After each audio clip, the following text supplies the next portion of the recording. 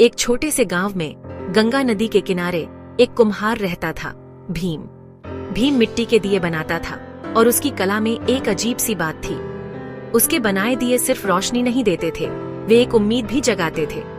लोग कहते थे, भीम के दिए जलाने से मन को शांति मिलती है और जीवन में एक नई दिशा मिलती है।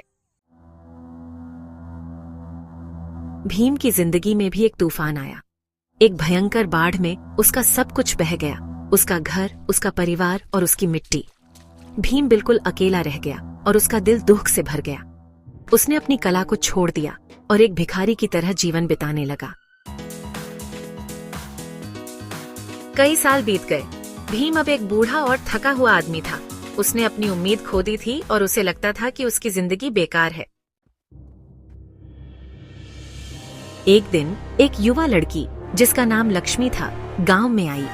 वह एक कलाकार थी और वह भीम के बनाए दियों के बारे में सुन चुकी थी। उसने भीम को पहचान लिया और उससे बात करने गई।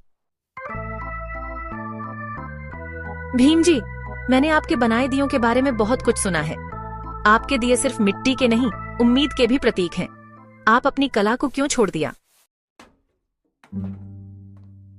लक्ष्मी, मैंने अपना सब कुछ खो दिया है, मेरा घर, मेरा परिवार और मेरी मिट्टी। अब मेरे पास कुछ नहीं है। भीम जी, आपके पास आपकी कला है, यह आपकी सबसे बड़ी शक्ति है। आप अपनी कला से फिर से जीवन शुरू कर सकते हैं।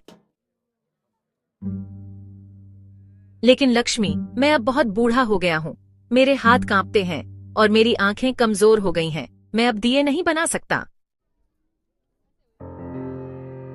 भीम जी, आप कभी भी बूढ़े नहीं होते जब तक आप अपने सपनों को नहीं छोड़ते। आप अपनी कला से फिर से उम्मीद जगा सकते हैं। आप अपनी कला से फिर से जीवन जी सकते हैं। लक्ष्मी की बातों ने भीम के दिल को छू लिया। उसे लगा जैसे किसी ने उसकी सोई हुई उम्मीद को फिर से जगा दिया हो। उसने फैसला किया कि वह फिर से दिए बनाएगा। भीम ने फिर से अपनी कला पर काम करना शुरू कर दिया। शुरुआत में उसे मुश्किल हुई, लेकिन धीरे धीरे उसके हाथ फिर से चलने लगे और उसकी आंखें फिर से चमकने लगीं। उसने फिर से सुंदर और कलात्मक दिए बनाना शुरू कर दिया। उसके दियों में अब एक नई बात थी, एक दर्द और एक उम्मीद की कहानी। लोग फिर से उसके दियों को पसंद करने लगे और उसकी कला को सराहने लगे। भीम ने समझ लिया कि जीवन में कितने भी तूफान आए, हमें कभी भी हार नहीं माननी चाहिए। हमें अपनी उम्मीद को हमेशा जगाए रखना चाहिए और अपनी कला से जीवन को फिर से जीना चाहिए। और सबसे जरूरी, खुद पर विश्वास रखना चाहिए, क्योंकि हमारे अंदर एक ऐसी शक्ति होती है जो हमें किसी भी मुश्किल से पार करा सकती है।